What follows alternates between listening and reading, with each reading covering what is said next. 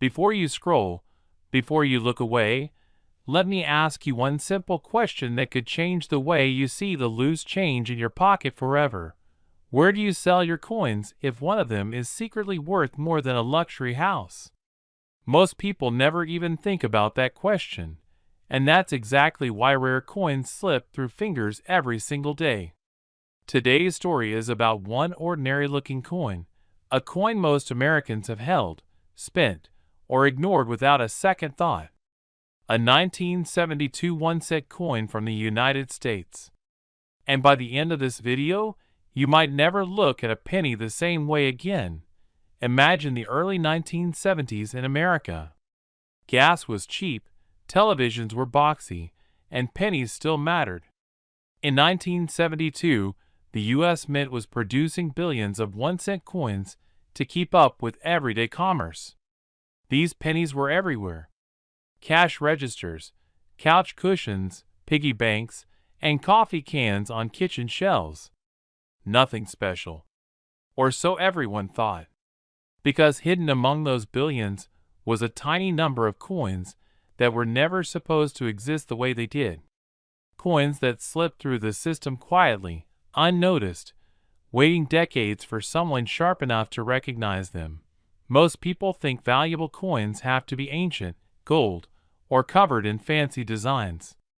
That belief has cost people small fortunes. The truth is, some of the most valuable coins in American history look painfully normal. The 1972 one-cent coin is a perfect example. At first glance, it shows Abraham Lincoln, just like countless other pennies. The familiar date, the familiar color, the familiar feel. But the real value of this coin isn't in what most people see. It's in what most people miss. Back then, coins were made using large metal dies that stamped the design onto blank planchets. When everything went perfectly, the result was a clean, sharp image. But perfection is rare in any mass production process. Sometimes the machinery shifted. Sometimes the dies were misaligned. Sometimes a second impression landed slightly off from the first. And when that happened in 1972, something extraordinary was born. A small number of 1972 pennies were struck with a dramatic doubling in the design. Not the kind of doubling you need a microscope to argue about. This doubling is bold, strong, visible even to the naked eye if you know where to look. Letters appear thicker. Numbers look like they're vibrating. Lincoln's features seem almost echoed. To an untrained eye, it might look like wear or damage. To a trained collector, it looks like a winning lottery ticket that costs 1 cent. Here's the part most people don't realize. These coins were not pulled from circulation. They were released to the public just like normal pennies. They were spent on groceries, dropped into tip jars, tossed into change trays, passed down through generations without anyone realizing what they were holding.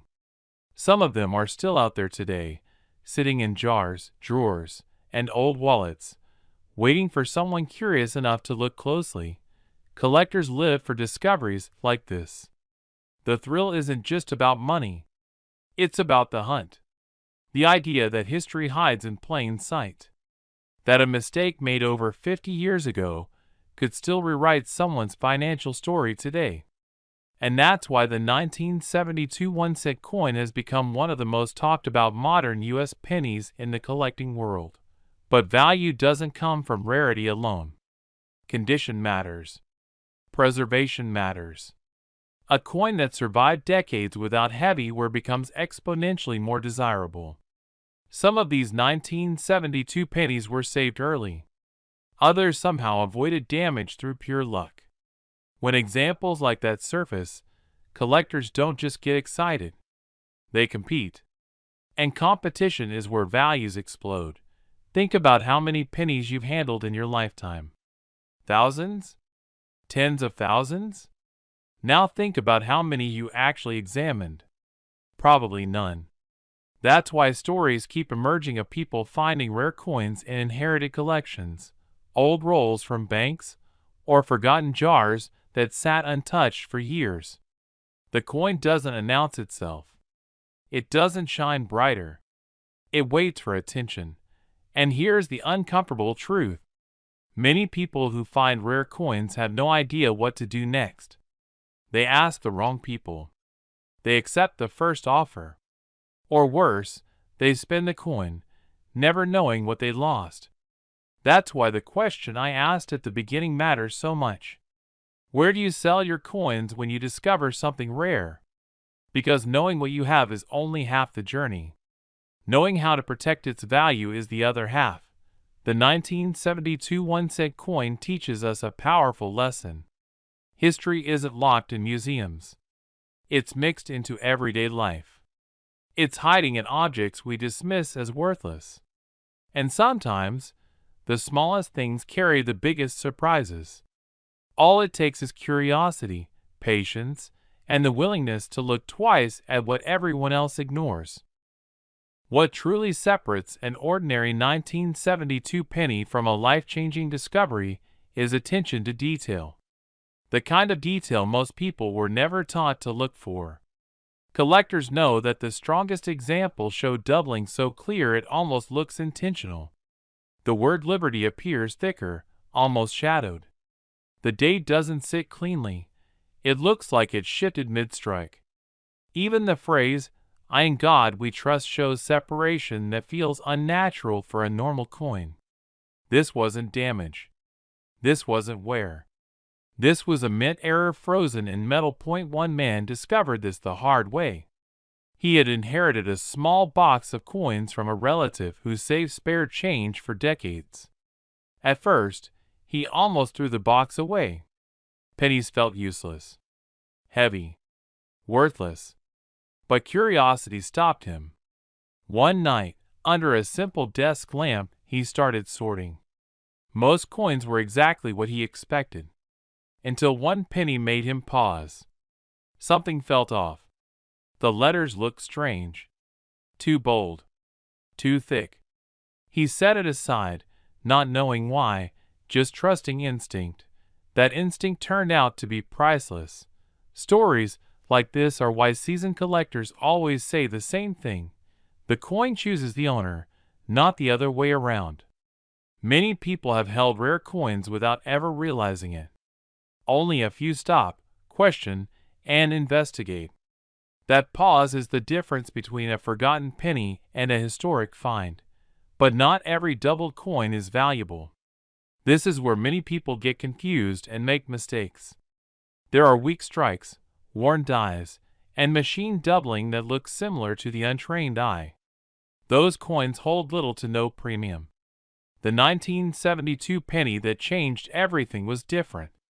Its doubling was strong, crisp, and unmistakable.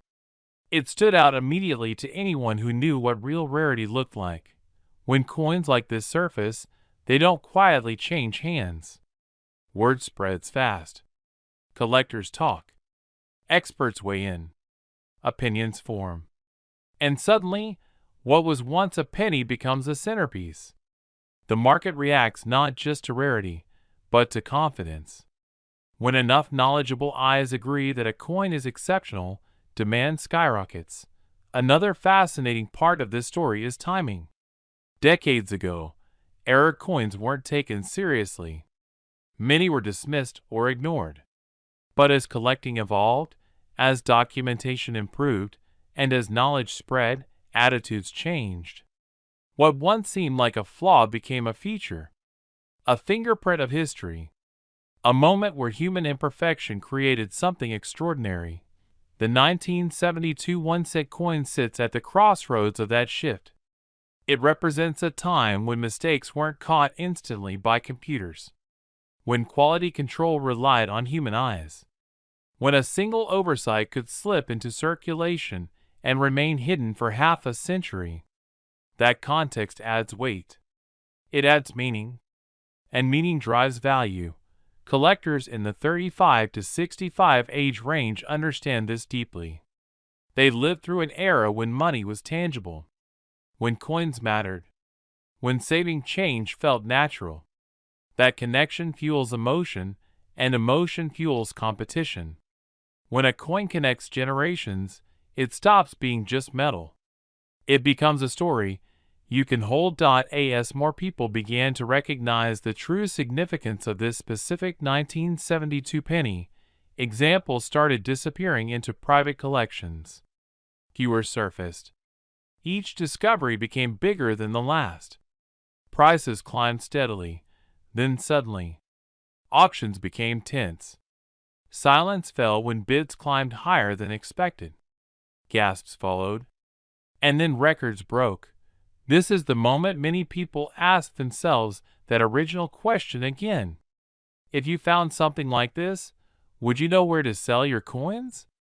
Would you know how to protect yourself from being rushed, pressured, or undervalued? Because when stakes rise, so do mistakes. The difference between a good decision and a rushed one can be hundreds of thousands of dollars. One particular 1972 1-cent coin became the benchmark.